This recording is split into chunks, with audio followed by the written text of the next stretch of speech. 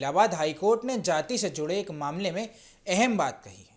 Court ने साफ कहा है कि सिर्फ किसी व्यक्ति को किसी जाति के नाम से बुलाने और आमने विरोध नहीं है, लेकिन अगर किसी को उसकी जाति के आधार पर अपमानित करने की या नीचा दिखाने की, डराने की नियत है, इसे कहा गया है, तो मामला अलग होता है और अगर कानून के तहत कार्रवाई हो सकती है। दरअसल मामला SC/ST एक्ट यानी अनुसूचित जाति और अनुसूचित जनजाति का है।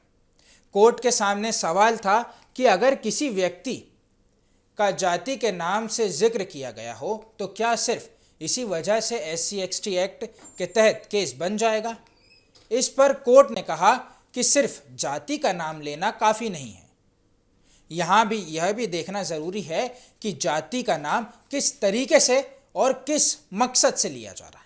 अगर किसी व्यक्ति को उसकी जाति बताए या पहचान के तौर पर सम्मान या सम्मानित तरीके से संबोधित किया गया हो और वहाँ अपमान करने की नियत नहीं हो तो सिर्फ इस आधार पर SC/ST एक्ट का अपराध या नहीं माना जाएगा। लेकिन अगर किसी को उसकी जाति के आधार पर उसके सामने बेइज्जत किया गया, नीचा दिखाया गया, उसे डराने की कोशिश की गई तो स्थिति पूरी तरह अलग होती है।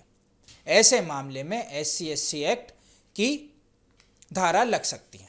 यानी कोर्ट के इंटरनल यानी नियमित को बहुत महत्वपूर्ण माना जा रहा है। इस मामले में 2019 में FIR दर्ज हुई थी।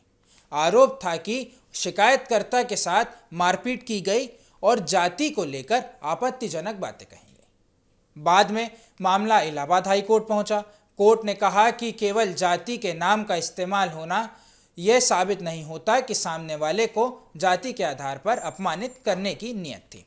कोर्ट ने इस आधार पर SC/ST एक्ट के तहत कानून कार्रवाई शुरू की थी। कार्रवाई को रद्द किया गया। अब इस फैसले को आसान भाषा में समझाएं तो बात सीधी है कि जाति बताना और जाति के नाम पर अपमान करना दोनों अलग अलग बातें हैं।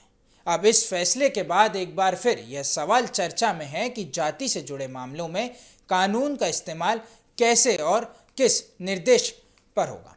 गलत तरीके से ना बने, साथ ही जाति के नाम पर होने वाले अपमान पर सख्त कार्रवाई भी हो।